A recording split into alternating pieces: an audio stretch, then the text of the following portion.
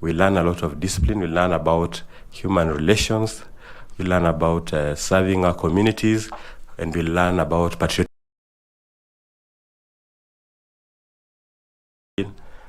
When we talk to the country in our year, in that KCSE exam. So there are values we got entrenched into, and I believe those values have kept us and most Starehe boys into our careers and also our leadership roles. I mean, there have been very prominent Starehe leaders. I admire some of them, such as the late Professor George Magoha. So I believe we learn a lot of leadership also at Starehe Boys. We learn a lot of discipline. We learn about human relations. We learn about serving our communities. And we learn about patriotism and serving our nation. And taking up every challenging job that can come our way. I noticed that you say we learned, not I learned. I learned, and like many other Starehe boys, that's why I'm using we, Chair. Or the community of the boys, all boys. Okay, fine. Allow me to ask Madam Linda to engage you a bit. Thank you. Thank you, Chairman. Mine will be very brief. In your career journey, what competencies have you acquired that you intend to use to help you execute your mandate as a chairperson of IEBC? Thank you, Chair. First is about being firm and decisive when it comes to leadership roles. The IEBC chair needs to have such character because the situations that will be faced, and judging from the various petitions and the grounds thereof and the findings of the Supreme Court, I mean, the character of the IEBC chair as a firm and decisive leader was essential.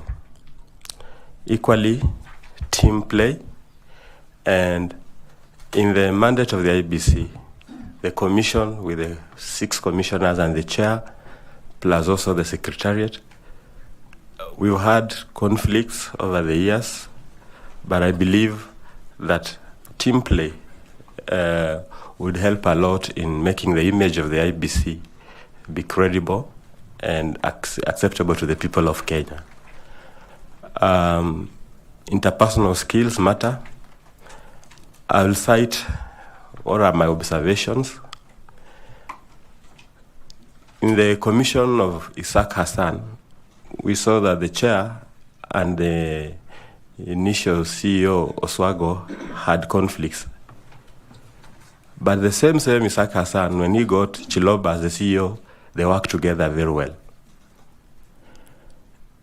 In the commission of Chebukati, may his soul rest in eternal peace, when he worked with the Chiloba, again there were conflicts. But when he worked with Marjan, again we saw a lot of tranquility. So I believe there's the element of interpersonal skills and team play that come at the fore to have an ideal IBC as a working entity. Equally, I believe in the ratio or the skill of dispute resolution. And as I've said, I've presided over a number of cases at the Sport Dispute Tribunal. In my CV, you'll also notice that I've served on the continental stage when I was a member of the CAF Appeals Board. And we are deliberating on issues of disputes between players and maybe teams and football leaders, and the ability to handle disputes, the ability to listen, to understand, and to guide and decide in a fair, transparent, credible manner over some of those disputes is an important skill that I would apply to the Commission. Equally, I would also believe in community outreach. I believe one of the mandates of the IBC is reaching out to community, especially in terms of education, awareness creation. And even when they'll be carrying out the mandate of, let's say, limitation of boundaries, they'll have to go down to the communities. So I believe, having worked in my life in the NGO sector, with communities, with various interest groups, I'll be able to apply that skill and experience. I can leave at that, Chair. Thank you. Thank you. And thank you, Chair. Okay. I will request Madam Caroline Kituku to ask you some questions. Thank you, Chairman, and welcome once more, Mr. Asembo. Let's talk more about the process of voter registration in Kenya. So it is the mandate of the IEBC to undertake voter registration, and the Constitution requires it to be continuous. What then, in your understanding, do you see as some of the legal issues and challenges that present the realization of this constitutional mandate? Thank you, Chair. You was truly here. In 2017, I joined one Okio Mtata and others to petition the High Court. And the substance of our petition, which we succeeded, was that the IEBC had closed the registration process for voters at some point. And we went and argued before the High Court that this registration should be a continuous process by the law.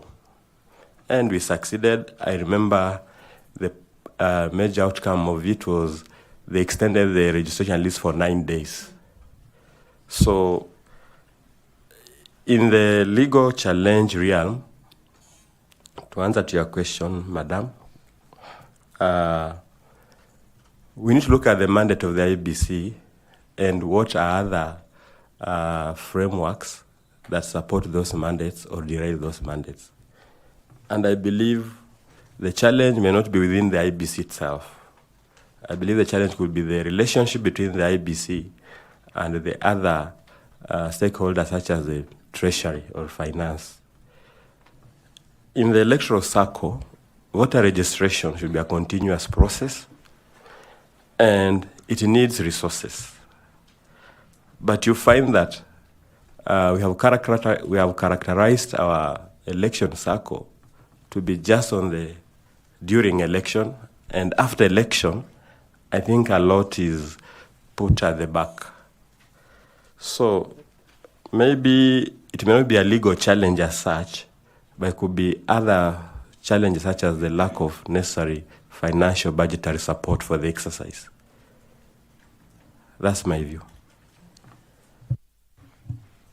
There is a proposal that has been made towards the integration of the Kenya's voters register together with the National Civil Register, the one for the IDs.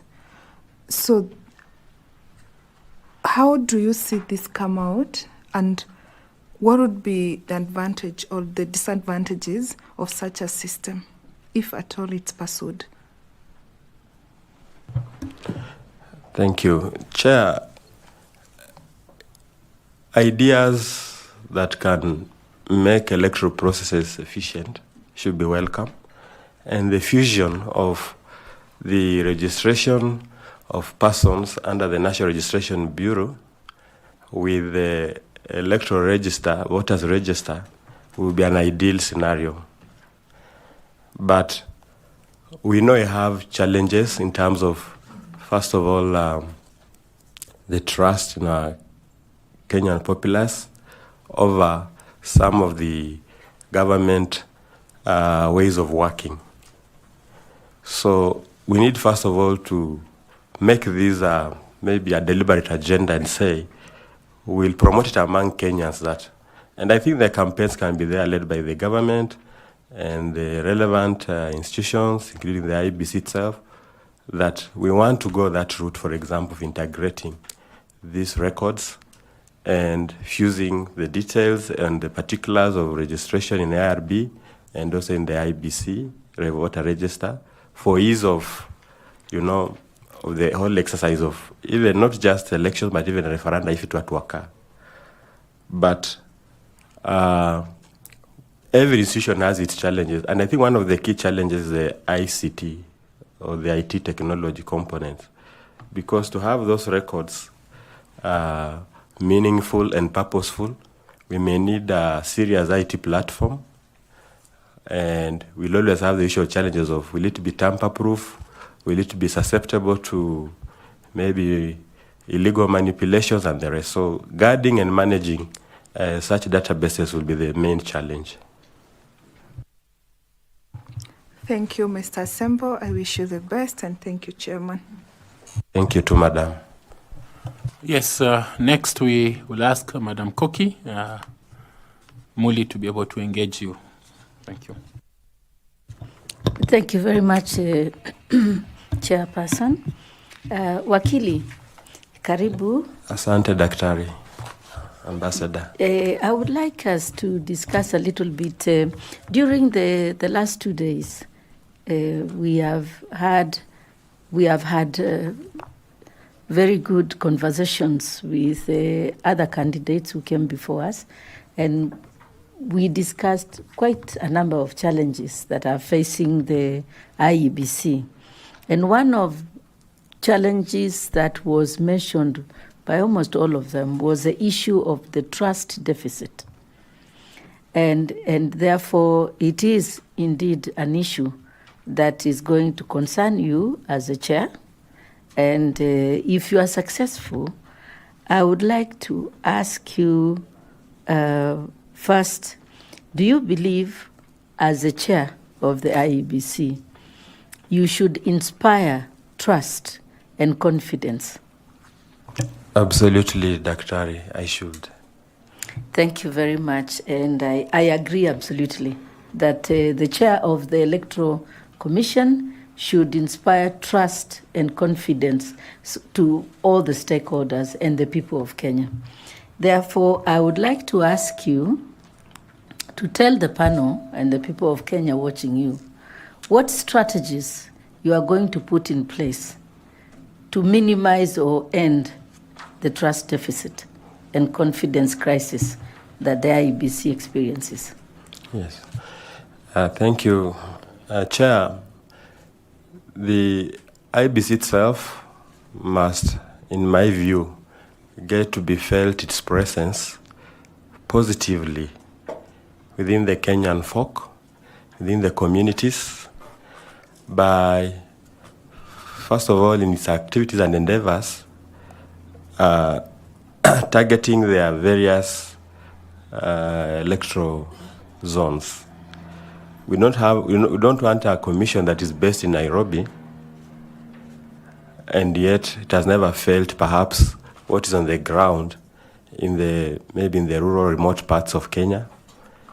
So when it comes to IEBC activities like voter registration, when it comes to IEBC activities like review of boundaries, I believe the commissioners themselves and the chair himself must be the lead, because in any case, they have a full-time job. So I would like to be that chair of IEBC who will be reachable to the very roots of our nationhood, and not just be based at the headquarters at anniversary towers, because that can be like being in ivory tower at anniversary towers. So I would like to be an interactive chair who feels and hears what the Kenyans are saying. If Kenyans are complaining about not having their names in some voter register, it should be taken seriously. Those are the basics that the Commission will have failed in maybe its mandate. So first of all, I have to be listening to what the Kenyans say about the Commission. We need to have that role of, it's even the principle of state rational values, that we be people-centered. We take the people of Kenya as our clients. We take the voter as the point of reference in all our mandates. So we need to look at the various needs of the voter. If there are special interest category of voters, a chair should be sensitive to such areas of interest. Need to address such perhaps quickly. Then the other issue as on trust deficit is to make sure that our processes are absolutely transparent. IEBC has had some controversies, especially around tendering and the rest. We need to be transparent as a commission. We need to have our processes be accessible. Today, if you go to the IEBC website, many of the things you see are just the secretariat work and participation maybe in workshops and the rest, and the events the secretariat has done. But you don't see much about what the commissioners were doing. So we want the commissioners and the secretariat to work in tandem and be felt among the Kenyan population. Secondly is the stickability to the electoral circle. I'll endeavor as the chair to make sure that pre-election activities, which point a lot to the eventual outcome of the credibility of the election or otherwise, are taken seriously. We lobby for adequate funding if that's the factor, because you realize that in IEBC, everything stalls after the election. And when an election is near, like 2026, for 2027, that's when Treasury releases funds and everybody's now on the run. And I think the commission ends up biting much than it can chew, and perhaps even, being felt little impact. And that's why you saw, for example, in the last election, there was a confusion about the ballot boxes for Kakamega and Mombasa County and 4 constituencies and 2 wards. Because they do last-minute rushes because they don't stick to this electoral circle, which has maybe 3 phases of pre-election, during election, and post-election. So I would like us to focus more there in my strategy with my commissioners and the secretariat if I become the chair. Lastly, enforcement of electoral offenses, and also the, endeavoring to have the election financing control regulations in place. Because those are still issues that affect the voter, and you find that the ordinary voter experiences election violence, for example, and nothing happens to the perpetrators of the election offenses. And so they feel that the process will not be fair and free, and they lack the trust deficit.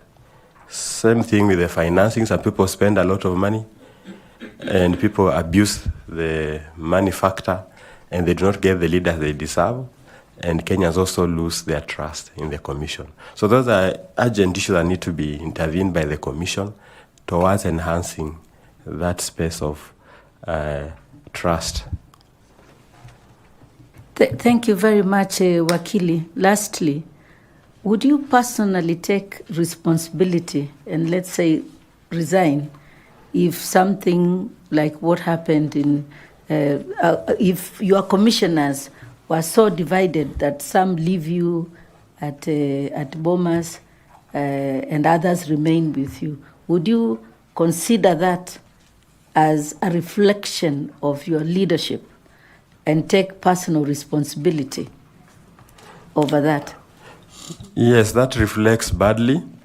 I remember even the Supreme Court looking at that point, and I think they commented on one of the lines that the chair did not help even the situation.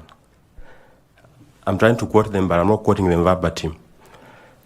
So the image matters, and the way to go about it is that in the boardroom, disagree as much as you can, but agree when out there. So in the boardroom, the chair and the commissioners need to have certain agreed working formulas and approaches to issues. If it's about relaying the results, for example, and announcing and declaration, they need to be clear to each other how will we go about this process? Who will do what and at what point? And it's all about the team play factor that I said. And we also need to be alive that the commission, I think there have been conflicting theories about how a commission should be. One, should they all come in together like maybe this one, which you are recruiting, who will come in all together? So that when the terms lapse, we have the problem of no commission.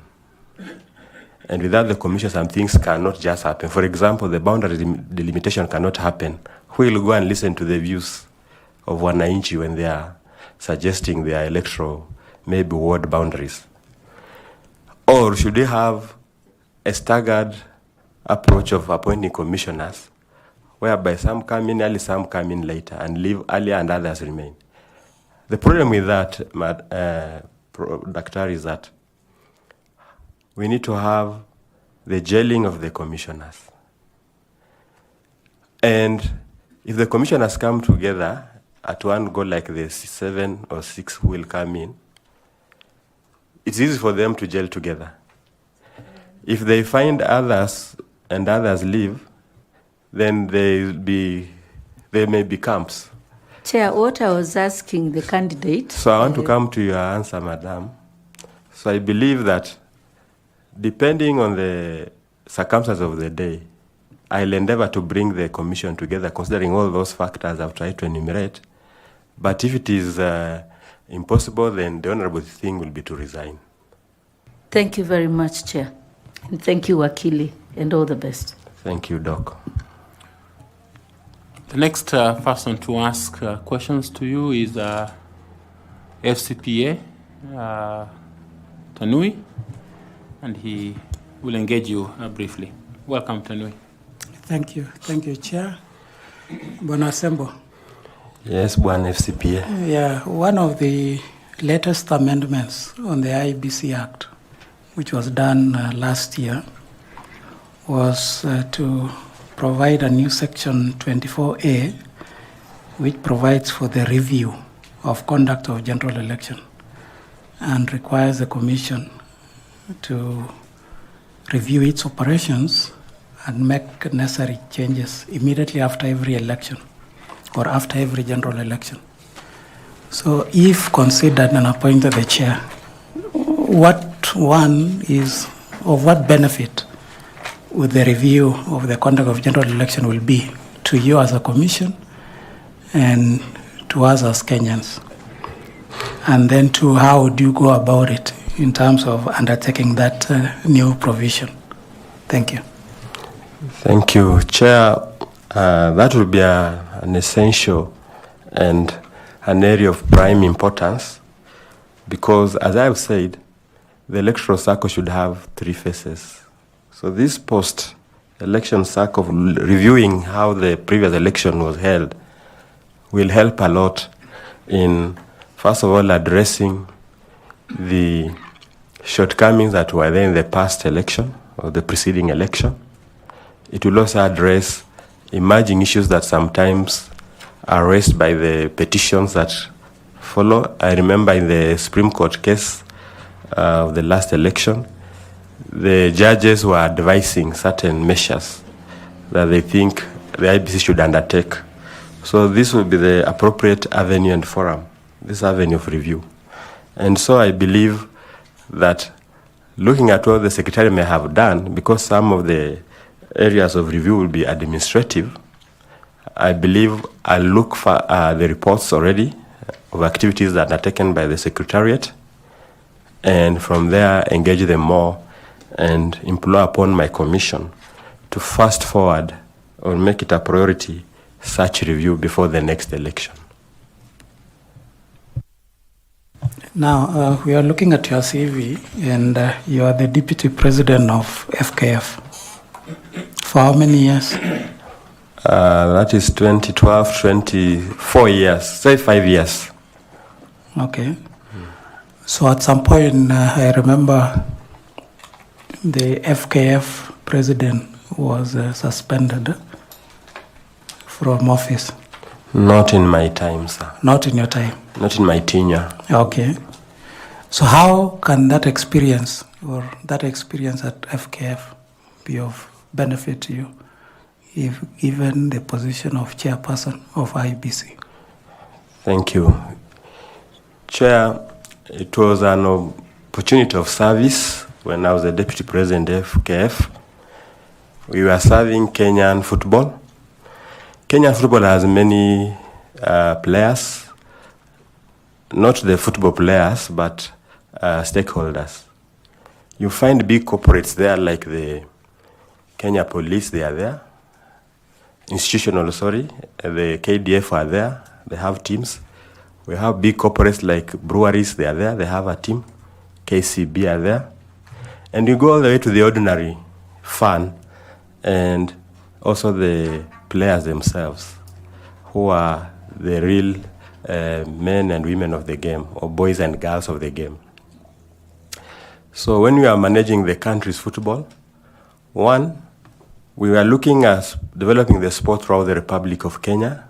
So we were able to reach out the rest of many parts of Kenya, and I know many parts of the country. So I believe it will also help me in my IEBC role by knowing several areas of Kenya. Two, there are many relations that come in the sport, from sponsorships to international cooperation, such as the FIFA body, which is an international body, and also various countries that come and play or engage with Kenya. And in fact, just to refer to my CV, that's some of the reason why I was motivated to go and do my master's in international relations at the USIU as soon as I left the FKF deputy president. So, in essence, the role of a deputy president of Football Kenya Federation is a role that offers leadership to the country. It also matters a lot because these teams represent our country, our image there. So I know about our image, our country's image as Kenya. And every role I'll take up in future, I'll always have the image of my country coming forward, at least for the flag of our nation. So with that national role, I believe in the IEBC role, I can fit in because I know what is the best interest of Kenya, and especially I need to make the Kenyan name, especially in democratic practices, as a leading name. Just like you aspire in sports to be also a leading sports nation. I'll leave it at that. Thank you. Wish you well. Back to you, Chair. Thank you. Next is James Evans Misati, and he will ask you some questions. Very well, Chair. Thanks so much, Chair. Robert, Yes. you have said you have had experience in managing football, and now you are coming to a totally different field of elections. From your explanation, you have also said about the voter registration where you participated in petitioning IEBC. What are the provisions in law, or which section of the law talks about the continuous voter registration, and why is it not? Why is the voter registration not ongoing as we talk? Thank you. Under the IEBC Act, I think it could be section 7, but I'm not sure of the exact section. Well, I believe that those are matters one can easily refer to. We know where to find such provisions. But the challenge of the continuous voter registration, I think I've already mentioned a bit, has been financial support or the financial deficit within the IEBC because of budgetary support that comes from the Treasury a bit belatedly. And as I said, the challenge has been that most of the work of IEBC is targeted at the crucial hour, the 11th hour, where now every funding is easily available. But I believe that with a commission determined to improve such key mandate of continuous voter registration, which is a dictate of the law. And also by the fact that we need to have as many Kenyans, especially the young ones and those who have attained the age of majority, participate in their democratic role. We need to prioritize that continuous registration exercise by lobbying for not just adequate funding, but time-mass funding. Equally, within the IEBC schemes of work, they can prioritize that agenda and also prioritize the financial. When you have the financial passes, they can play the deliberate measure of prioritizing it. Maybe you need to check your facts right, because you said you had petitioned the IEBC. If you petition them, you should be able to be aware the provisions that are making the registration not to be ongoing. But nevertheless, check your facts, because there are other issues which have made the voter registration not to go on, not the financial issues. Okay, I can add more of those. Maybe some of lack of the absence of the commission since 2023. But I welcome your view, sir. The other thing I'll ask, assuming you find favor in this panel and you are the chair of IEBC, please mention to us some of the priority actions that you will take in preparation to the 2027 general elections. Thank you. Chair, my first priority will be the gaps in law. For example, we need to have the regulations quickly come in place for the Election Campaign Funding Act. Equally, I would like to prioritize in that regard of law reform. We totally don't have the Referenda Act, nor do we have even regulations to it. I'd like that to be prioritized. Thirdly, I'd like us to prioritize the cleaning up of the voter register and registration of voters. And also, I would like us to have the question determined of the long outstanding component of boundaries delimitation. Thanks so much. I wish you well. Thank you, sir. I will ask Mrs. Fatuma Saman to also ask you some questions. Kindly, Fatuma. Thank you, Chair. Mr. Asembo, IEBC partners with the stakeholders like the civil society, the media, and interested group in conducting civic education. However, at times there is the risk of some of them running a partisan narrative or taking advantage of that to attempt to dominate the process. As the IEBC chair, how would you ensure that the Commission maintains neutrality and accuracy during this process? Thank you, Madam Fatuma. First of all, the mandate of the IEBC is hinged on certain principles, such as fairness, neutrality, to be a neutral arbiter. And so, in the training programs or in stakeholders who support training programs and civic education, I think in our terms of engagement, we'll first have to also illuminate upon them the mandate of the IEBC and the principles that govern the workings of the IEBC. So sometimes you need to engage those who are coming to help you to understand who you are, where you are, and where you want to go, so that they support you better. Two, in developing whatever training materials, I believe the Commission will play its role in contributing to the content and also the overall exercise of the dissemination approach of the materials.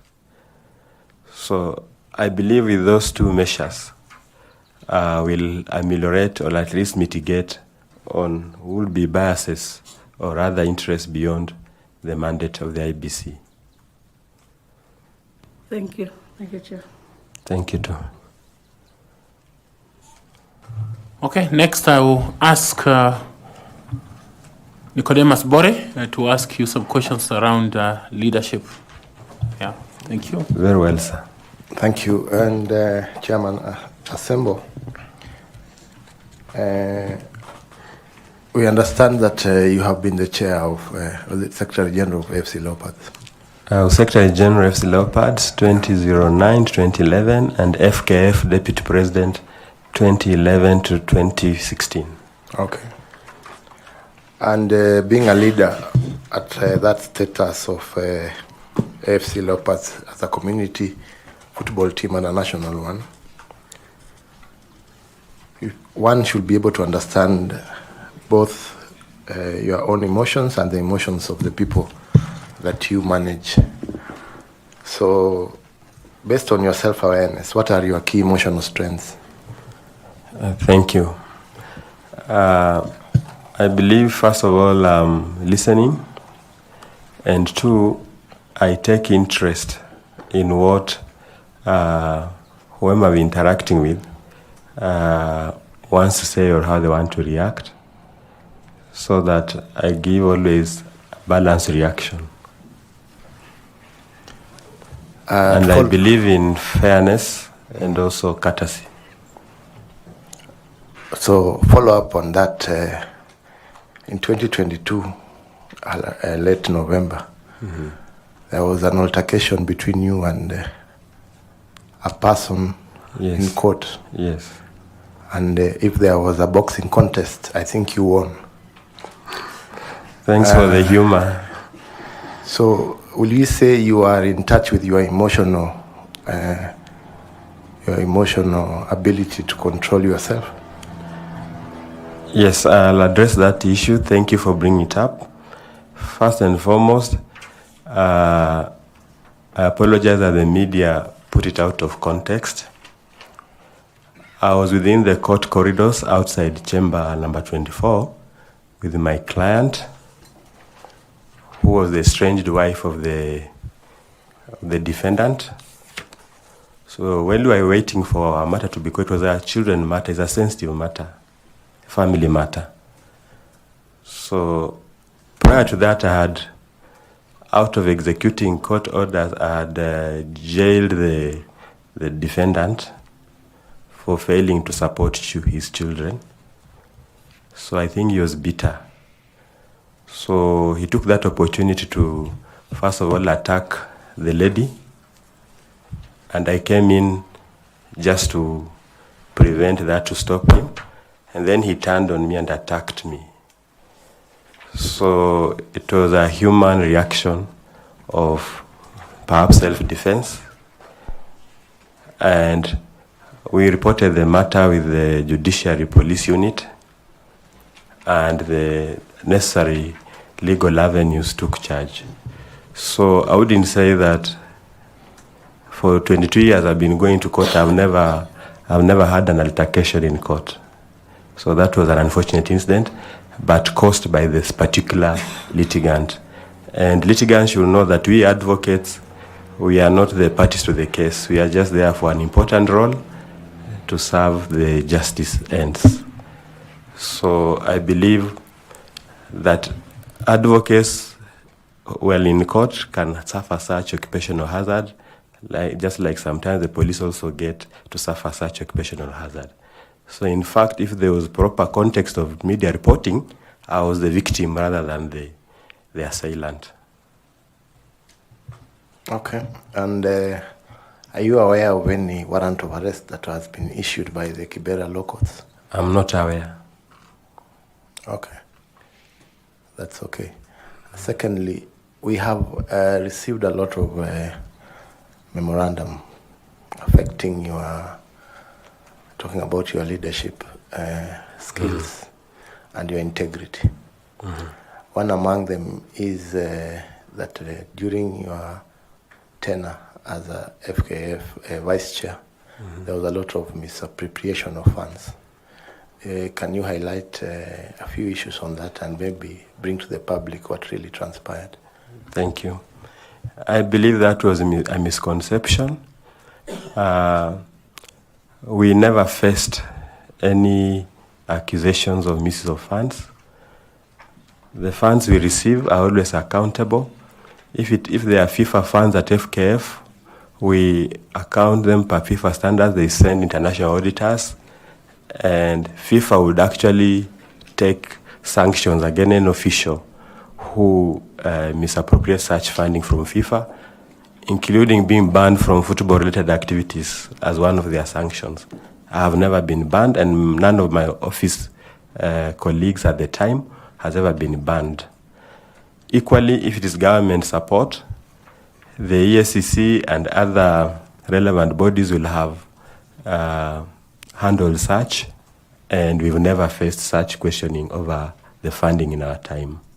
So I believe those are misconceptions, and misconceptions also abound out there. Until you give us such opportunity to clarify, some of us will just get condemned and heard. Chair, and maybe a follow-up question on that. The position you are seeking is the position of a chair. And as I'll quote what Adams Law kept saying, you're supposed to be as mweupe kama pamba. Have you ever been convicted? I faced a criminal charge, but I am exploring the relevant legally available avenues of special of appeal, and the matter I think should be sub judice. We had a court session on Monday. It's coming up again, so I believe we should leave it as sub judice, so it's not true. Chairman, thank you very much.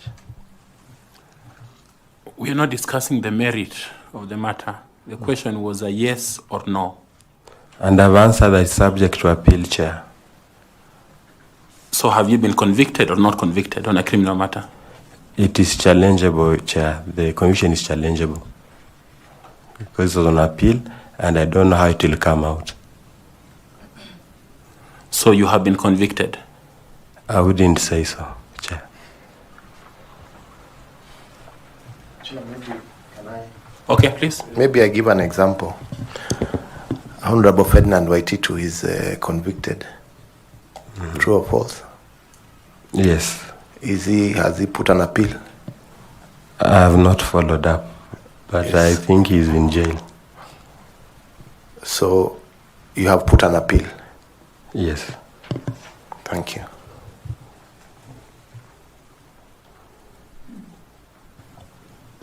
Okay, and the conviction was under which section of the Penal Code? 313. Okay, thank you. Professor, please. Thank you very much, Chair. Bwana Sembo, just following from Bore and Chair, as you have told us, this position of Chair and IEBC generally, there's a trust deficit. And therefore, the selection panel puts a lot of premium on integrity. Questions have been raised on your conviction. Kenyans out there, what do you tell them? Given you have appealed, yes, but there's a conviction on record. What do you tell them on your integrity so that as we consider? I'll tell them that under the rule of law, we give room to the courts and the parties before them to exploit the full recourses of law, and it's a fair process that way. It's in the interest of justice, and in the best interest of justice, we need to allow the law to take its course. Thank you. Along the same line, are you the occupant of flat number A5 third floor, Block A, Village Plaza Ngala, LR number 209/148/11. I'm not the occupant, but I lease for my younger brother, whom I'm rehabilitating over some drug abuse. So you have a lease agreement with the owners? Correct. Are you in any arrears? Yes. Has an eviction notice been given to you? Not. Okay. Maybe just one last question.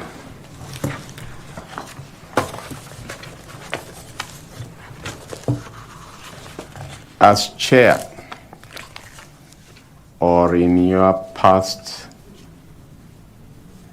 positions, can you tell this committee when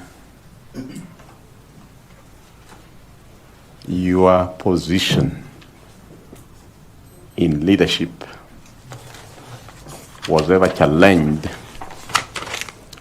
on issues of personal integrity,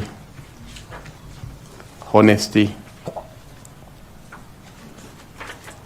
and how did you address or navigate over the same, if any? There has never been.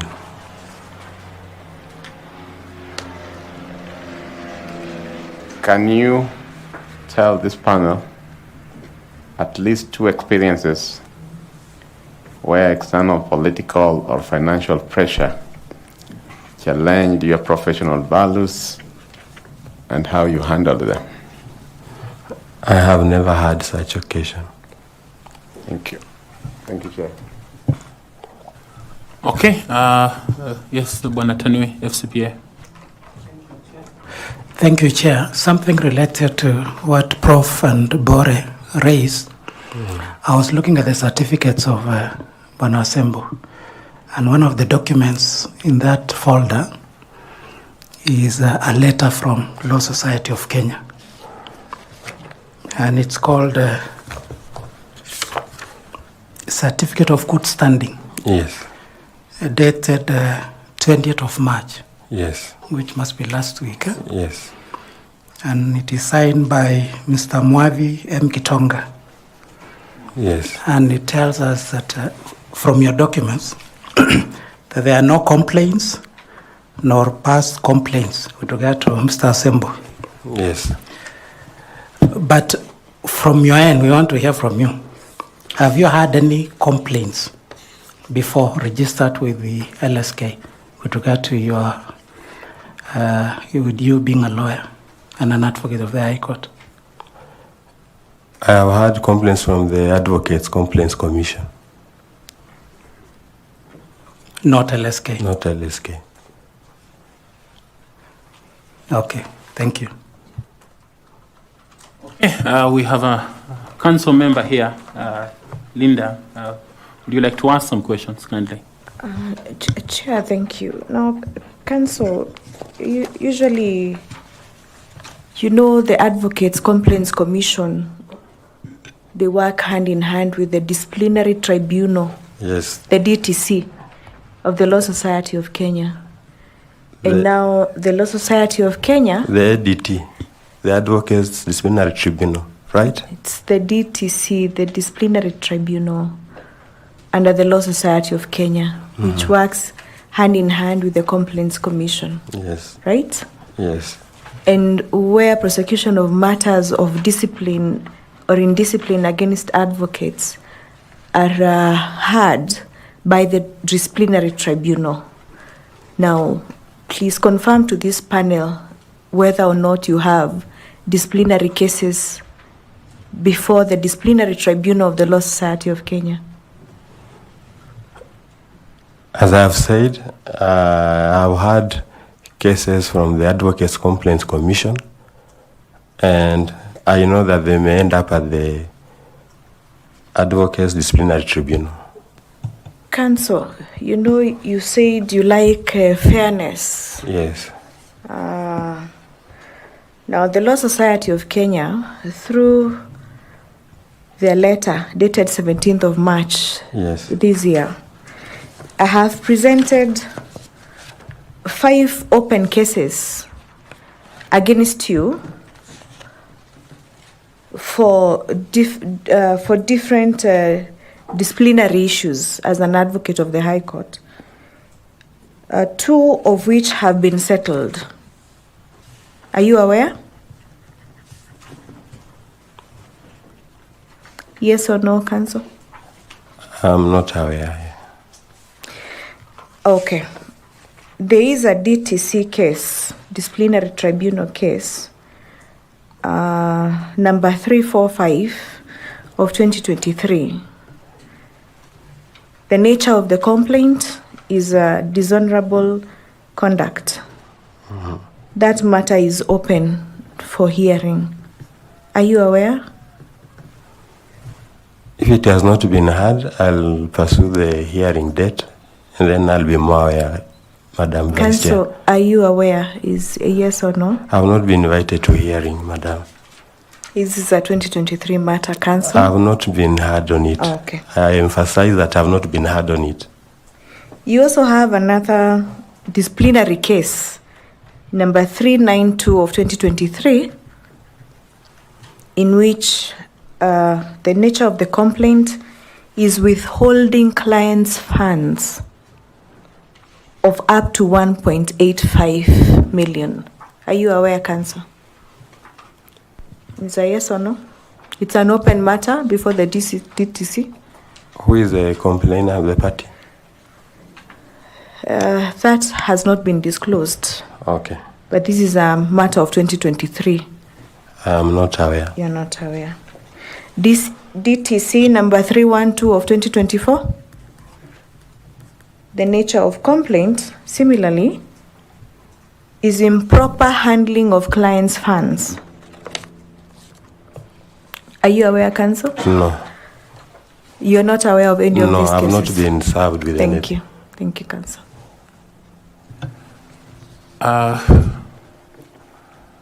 Secretariat, kindly take a copy of that letter from Kitonga. Mwathi Kitonga, 20th March. The one of 20th March, because this is also signed by the same name. So we would like to be able to corroborate whether it's us who have gotten a wrong address and signature, or it is you who got a wrong address and signature. Because the same person cannot write 2 letters, one to you and one to us. And if that is so, then it means that then the entire LSK has issues. Yeah. Yeah, I'm sure I got mine from her, from the signee.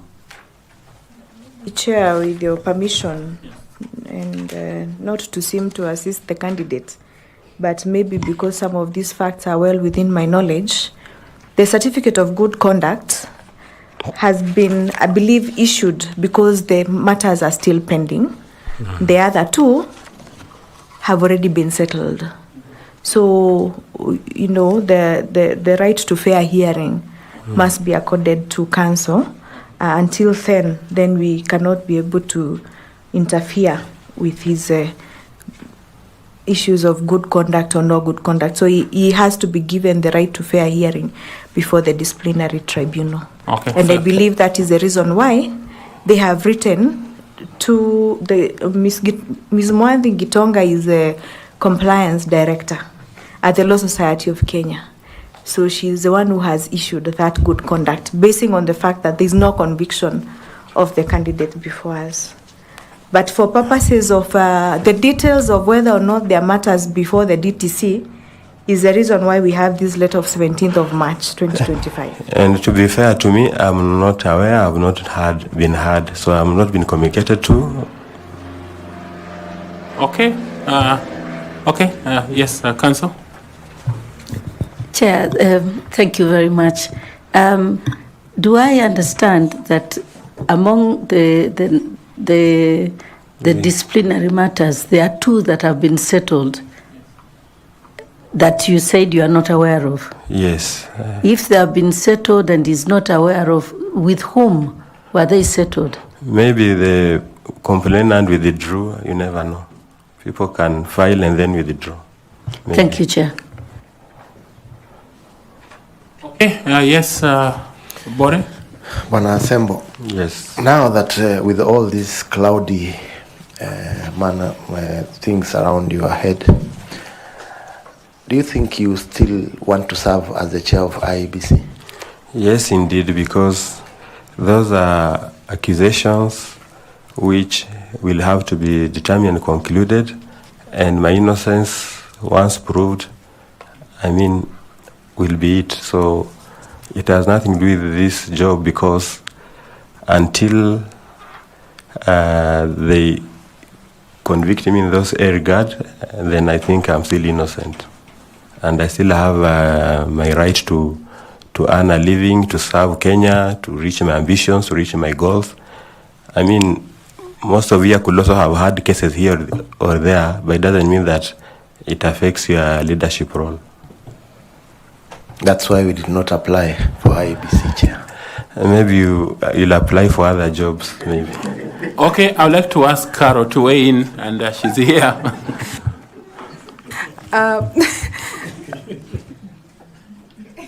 Without looking like I'm reopening the issues that we have against you, there's something that is yet not clear to me. There is an allegation here that you've been accused of forging court documents over minor in a children's court matter. Are you aware of that? What are the circumstances? I saw that, in fact, the only memorandum that I was forwarded to by the commission, and the person writing is the defendant in the matter. And in the matter, which is about his children, he's the same man who was attacking me in the court precincts. Equally, as advocates, we don't produce documents. We are given documents by our clients. And lastly, I've not heard of a forgery complaint anywhere else. So these are the kind of memoranda that are malicious and vexatious.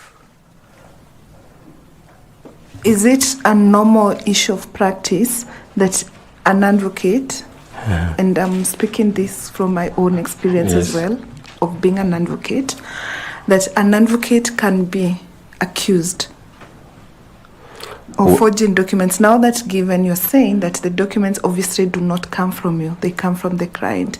You are basically representing your client's interest. It seems that there is a prolonged silent issue that I cannot understand what it is between yourself and this particular client, or is it defendant in the matter? Yes, and I want to say that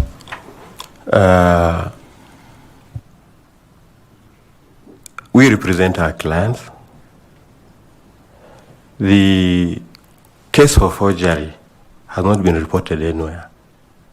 It is just in that allegation. It's just in that letter. It has not even been raised before the court, the children court. And I was just answering generally that if it's about documents, the documents will come from my client. So it's my client who should have been accused of forging documents, not me.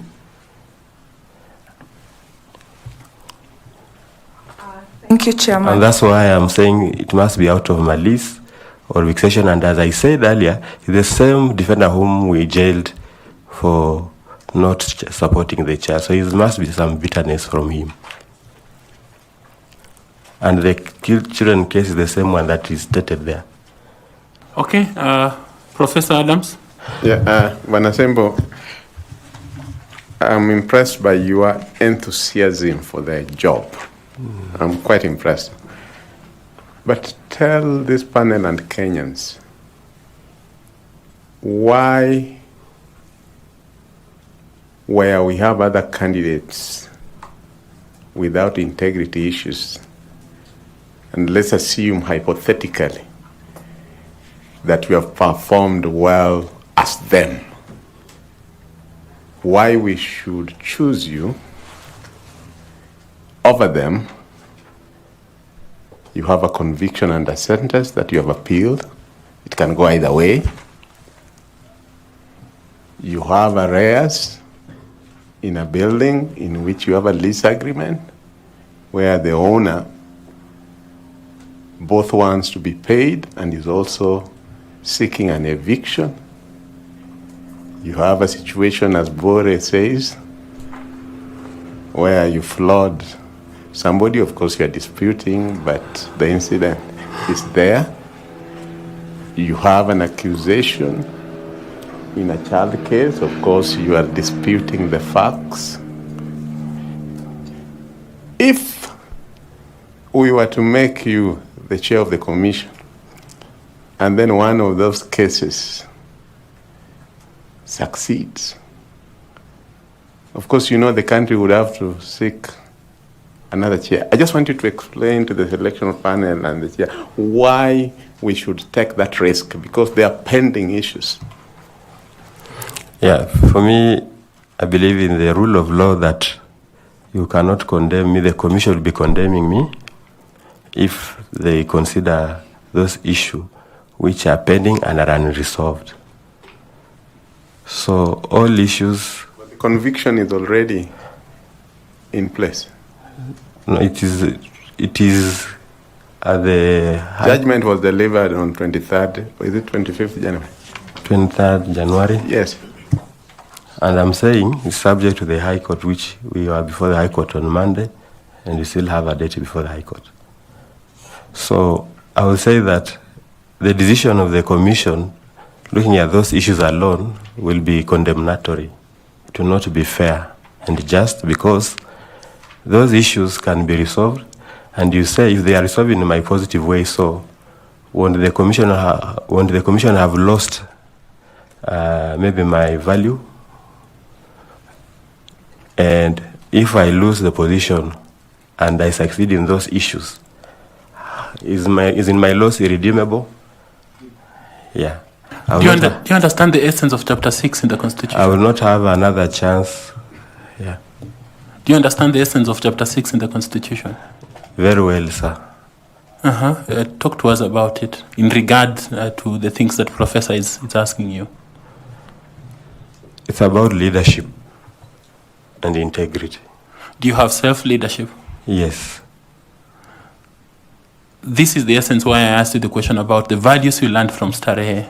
And yes. You said we learned.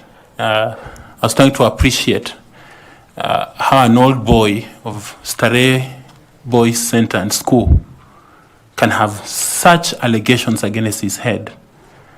Because when growing up, we all aspired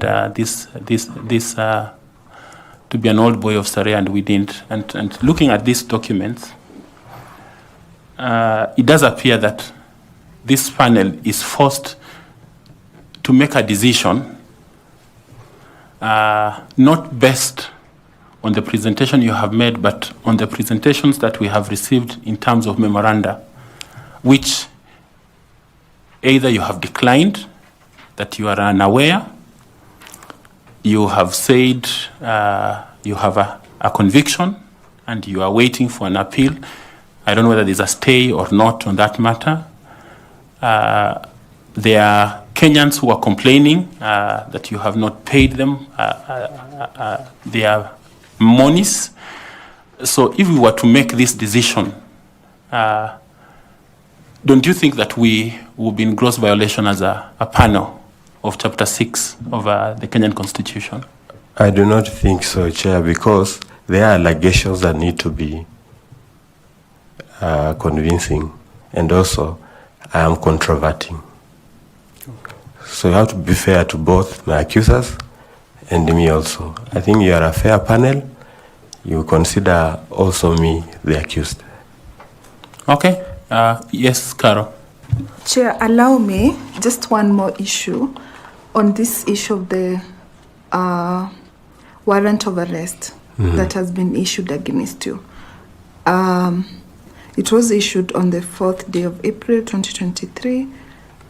I don't know if it's a civil warrant of arrest in a civil date. What is the status on this matter? Have you settled the decreto amount? Which case with the particulars? It's the Chief Magistrate Court at Milimani, Chief Magistrate Commercial Suit number E135 of 2021, where Prestige Management Valuers Limited complains against you, Robert Assemble. Okay, I will say that the matter was settled amicably. Do you have anything to... I can provide. Okay, thank you. Okay, do you have something to follow up? Koki? No, Chair, now that you have given me the opportunity, I wasn't going to say anything, but I thought it is exactly the same matter I denied that he is unaware of, that is settled. Thank you, Chair. Okay. Prof, your final 2 questions, please. Thank you very much, Bwana Assemble. Yes, Professor. Who has served as the Secretary General of AFC Leopards in Gwe, and has also been the Deputy FKF Chairman. FKF. Tell me 2 former presidents of the Football Federation of Kenya, by whatever name, in the 70s and 80s, who were once cabinet secretaries and principal secretaries and also served as Kenya Football Federation chairman. I'll start with Kenneth Stanley Njindo Matiba and Job Henry Omino.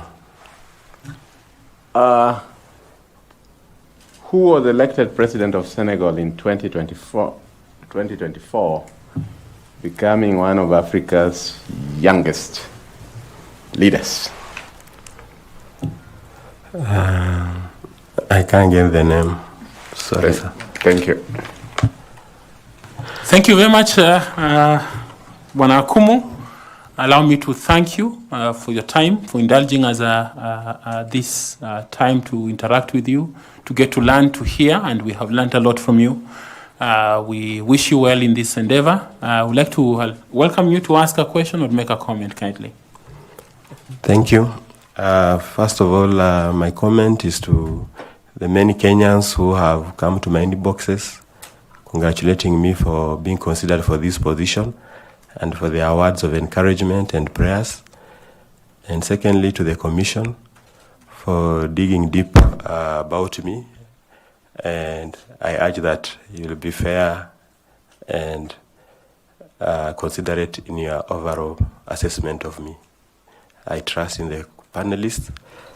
I believe despite the allegation and accusations, you will employ the fair referee rule and will hear my defenses also. Thank you very much. Thank you. Feel free to pick the notebook. It's yours. There's some water in front of you. You can also pick it. Thank you very much. Remember to pick your certificates kindly. Yes, indeed. Thank you.